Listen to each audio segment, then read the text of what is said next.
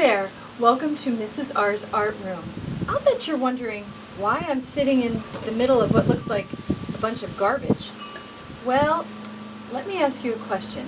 What do all of these things have in common? If you said that they're all able to be recycled, you are 100% correct. But guess what? If you stick around, you're going to see how all of these things come together to make a beautiful piece of art in the style of Louise Nevelson. Louise Nevelson was born in Russia in 1899. Her family eventually migrated to the United States in the early 1900s. They settled in Maine, and she had her first sole art exhibition in 1941.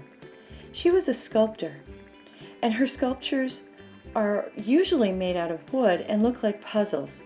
She often made her artwork either all black or all white. But when you're doing your project, you can be as creative as you'd like with your art. You can add color or just use the natural color of whatever it is that you're putting together. Louise passed away sadly in 1988 at the age of 89. An assemblage is a work of art made by grouping found or unrelated objects together. Think of it as a collage. It can be any size. It can be made out of almost anything. Today we're going to use materials that we find around the house and recycled materials. It can be one color, like Louise Nevelson's, or it can be many colors, like the one on this slide. That's entirely up to you. One of the great things about this project is that you really don't need a lot of supplies to do it. You need a box of some sort to build your assemblage into, and you need glue, either tacky glue or hot glue. You need spray paint, and you need scissors. That's really it. For safety reasons, if you decide to use hot glue, I would highly encourage you to have an adult with you to help you with that glue. It's very dangerous. It can get very hot, and I wouldn't want anyone to get hurt. The next thing we want to do is actually build our assemblage.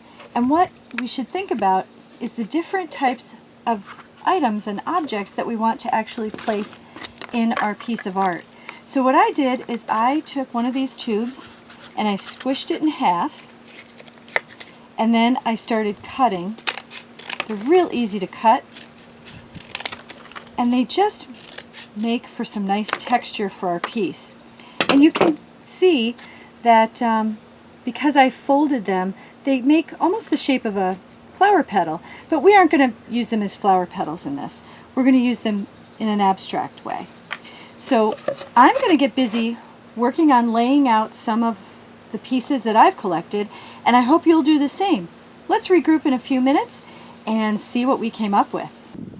So you can see I'm at the point right now where everything has been laid out. It's very important that you don't glue anything down until you have laid everything out and you're sure it's exactly the way you want it. It's also really important to think about the depth of your piece. So you'll notice that I've layered part of this, and that just makes it more visually interesting. So you also want to make sure that you don't leave a lot of what's called negative space, holes in your piece. See, we sort of need something there.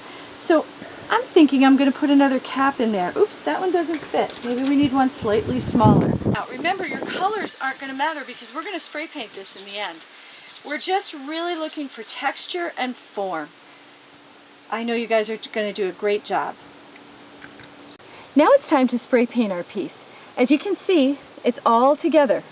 I would recommend waiting until the glue is dry, but for the purposes of this example, I'm going to spray paint it now so that you guys can see it.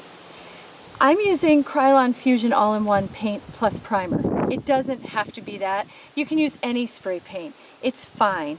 Remember, before you use your spray paint, always to shake it well, and then remove the cap, and with the nozzle pointed away from you, clear the nozzle.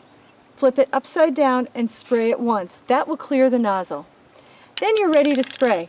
When you spray, you're going to want to hold the can about 12 inches away from your project and go in long, even strokes back and forth until the entire piece is covered. You're probably going to need a few different layers of this. And you want it to dry in between. So be sure to give it 15 minutes to half an hour in between each coat. All right, here we go. We're going to do it now.